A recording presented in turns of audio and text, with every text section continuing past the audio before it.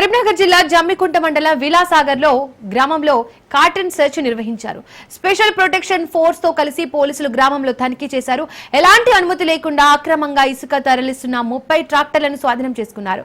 Karimnagar CP Ghouse Alam ఆదేశాలు జమ్మికుంట మండలం విలాసాగర్ లో కాటన్ సెర్చ్ అక్రమంగా ఇసుక తరలిస్తున్న 15 ట్రాక్టర్లు పత్రాలు లేని మరో 15 ట్రాక్టర్లు సీజ్ చేసినట్లు పోలీసు అధికారులు తెలిపారు.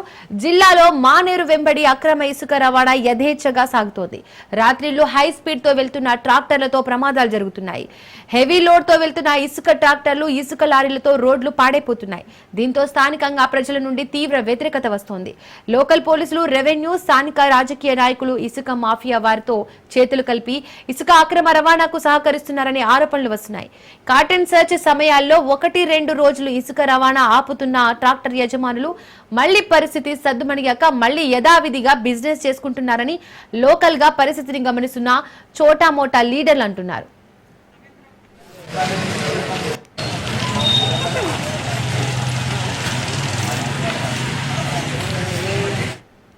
దీనికి సంబంధించి మోర్ డీటెయిల్స్ మా ప్రతినిధి రవీంద్ర అందిస్తారు. రవీంద్ర, ఒకవైపు కరీంనగర్ జిల్లా జమ్మికుంట మండలము విలాసాగర్ గ్రామంలో కార్డినెన్స్ సెర్చ్ కూడా నిర్వహించడం జరిగింది. అయితే గత కొన్ని రోజుల నుంచి కూడా మన జమ్మికుంటకు సంబంధించి ఏరియాలో ఒకవైపు ఇసుక అక్రమ రవాణా కొనసాగుతుంది. యథేచ్ఛగానే కోణంలో ఒకవైపు సిపి ఆదేశాల మేరకు ఒకవైపు అక్కడ ఈ రోజు ఉదయం కార్డన్ సెర్చ్ అయితే నిర్వహించడం జరిగింది. అయితే ఆ ప్రాంతం అంతా కూడా ఒకవైపు మానేరు బాగు ప్రవహిస్తుంది. ఆ పరివేక ప్రాంతం అంతా కూడా కాబట్టి అక్కడ ఇసుక అధికంగా లభిస్తుంది. కానీ వీళ్ళు అక్రమంగా, అంటే ఎటువంటి టెండర్లు లేకుండా, ఏ విధంగా లేకుండా కూడా అక్రమంగా ఇసుకను రవాణా చేసి యథేచ్ఛగా డబ్బులు దండుకుంటున్నారు. రోజువారీగా చాలా ట్రాక్టర్లను తరలిస్తూ వేల లక్షల కోట్ల రూపాయలు కూడా దండుకుంటున్న పరిస్థితి అయితే కనబడుతుందని చెప్పవచ్చు. దాని నేపథ్యంలోనే సమాచారం అందుకున్న పోలీసులు అయితే ఈ రోజు ఉదయం కార్డన్ సెర్చ్ నిర్వహించడం జరిగింది. నిర్వహిస్తే దాదాపు ఒక 15 ట్రాక్టర్లు, ఇసుక లోడ్ తోటి ఉన్న ట్రాక్టర్లు, అదేవిధంగా మరో 15 ట్రాక్టర్లు వాటికి ఎటువంటి పత్రాలు లేకుండా వాళ్ళు ఇసుక తరలించే విధంగా అక్కడ తీసుకెళ్తున్న సమయంలో మొత్తం 30 ట్రాక్టర్లు కూడా పట్టుకోవడం జరిగింది. అయితే అక్కడ గత కొన్ని రోజుల నుంచి వెళ్ళి అదే విధంగా యథేచ్ఛగా ఇసుక అక్రమ రవాణా జరుగుతుంది.